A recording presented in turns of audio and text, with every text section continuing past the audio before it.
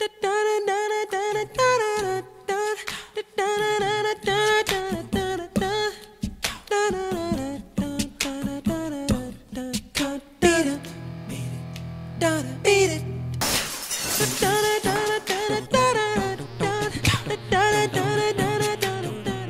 guys, welcome to the MadCatz Fender Stratocaster Players Edition review. Alright, so as you guys know, MadCatz sent me a bunch of their gear to review, so this is the next in the line. The first thing I brought you was the P-Bass. Now we're going to talk about the brand new Fender Stratocaster. This is what it looks like right here. I really like this Fender because of what it is, what it has on it, how it works, and what it does. So what I'm going to do first is I'm going to read you the list of features. Then I'm going to show you how some of those features incorporate here now. But I'm going to read them off so I don't forget anything that may be important. So here's the features of the guitar. It's dongle-free wireless connectivity, which is important. So this connects directly to your Xbox 360. Connects right to your Xbox 360 the way anything else does. So it's the built-in 360 wireless that's there. So same wireless technology. Official Bixby replica whammy bar, the new fast action shredders, extremely quiet and responsive frets, touch sense technology for overdrive activation, right and left handed gameplay by switching the strap knob, wireless connectivity for the PS3 as well, 3 AA alkaline batteries which comes with it. You get an official Fender guitar strap. And it supports another piece I'm going to be reviewing here pretty quick, which is the Electro Harmonics Overdrive pedal. And it is compatible with all the Rock Band games and the JH games on the market. So Rock Band 1, Rock Band 2, Rock Band Beatles, Lego Rock Band, Guitar Hero 5, the list goes on. So let's talk about this beautiful piece of equipment. First of all, this is the Sunburst edition. The bad news is that MadCatz has decided to discontinue the Sunburst edition, so now you can only get this guitar in butterscotch. So this is the official Bixby whammy bar. Now what I like about this is you're not going to break it. Now a lot of the other whammies that we have on the other Fenders, you feel like you're going to break it if you whammy too hard.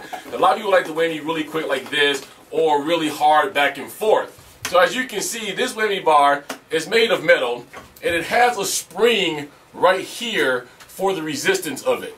Okay, so the spring is going to be really tight if you buy one at first until you actually loosen it up by doing a lot of whammy on there. But you're not going to break this whammy bar. The other thing is if it's in your way and you want to get rid of it, just simply fold it down and it's out of your way. So if you're a person that doesn't do a lot of whammying, you don't really whammy when you play bass, if you use this for bass, and it's just going to be in your way, just fold it down. That's all you got to do.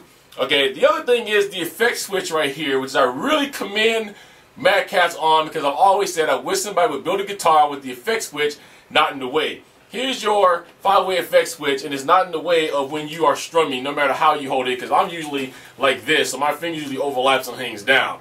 I never use, as much as I love the original Fender, I never use the effect switch because of the fact that it gets in the way and it goes too high and usually gets in the way of you whammying, so you end up smacking it and so on and so forth. Okay. Also, because it is a Fender replica, your start is a knob right here. So it's not a button, it's actually a knob that you have to twist, along with the patented 360 4-way controller built right into the guitar. Okay? Let's talk a little bit about the frets. The frets are going to be a little bit different because they're the fast-paced shredder frets. Trying to say that really fast. How that works is this. Now your frets on your regular Fender guitars are just the whole button presses down. So no matter where you push it, the whole button presses down. Well, these are hinged. So only this part of the fret presses down. So if you play with your tips, only this part of the fret up here where the colors are, it don't press at all. So just this. And it makes it really quick. So if you're doing a lot of really fast or you like to do a lot of tapping, these work really well.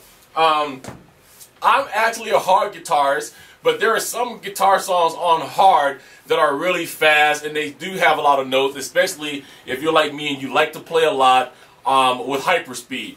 So I found it very easy to do a lot of faster notes. So people out there that's just crazy guitars like JOC and Shasters and a bunch of other guys, will find that this is very, very, very good when it comes if you need to have fast action. The other thing is that the keys are so smooth that it's very easy to slide back and forth. So if you're doing hammer-ons and pull-offs, or just need to do a quick slide.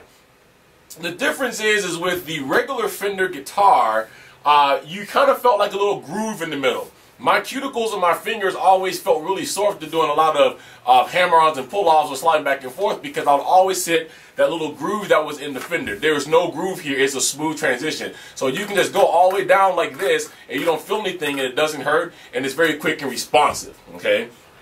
The other thing I wanted to point out is, for the first time ever on a Rock Band guitar, we have a touch-sensitive strip right here that reacts as your overdrive button, and it also reacts to as your back button. So as you can see, there's only the start button here and the 5-switch selector and the 4-directional, because this is also your back button.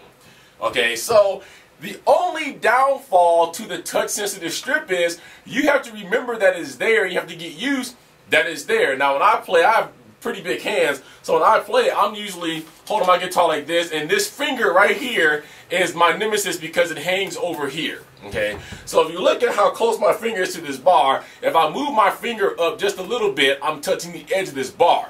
This bar is so good and responsive that you don't have to actually tap it on the bar. You can just simply flip the edge of it, and it's going to activate overdrive, or act as a back button if you're in a menu screen. Okay.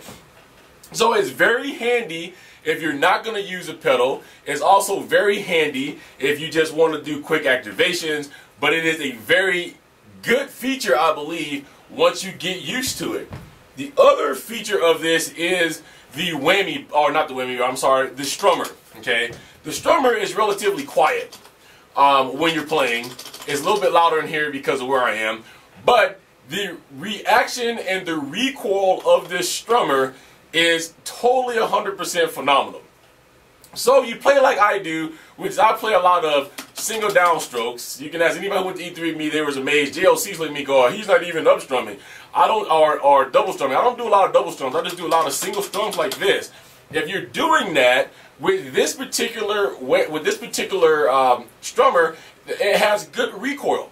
So as you can see, as soon as I push down the release, it jumps back up. So if you're doing this, and you got to do this a lot, the strummer is popping back up to meet your finger at the same time you need to go down again. Also, if you are a very fast alternate strummer like this, you'll find out that it's easier to hit all of those extra alternate notes that you usually would miss on other guitars.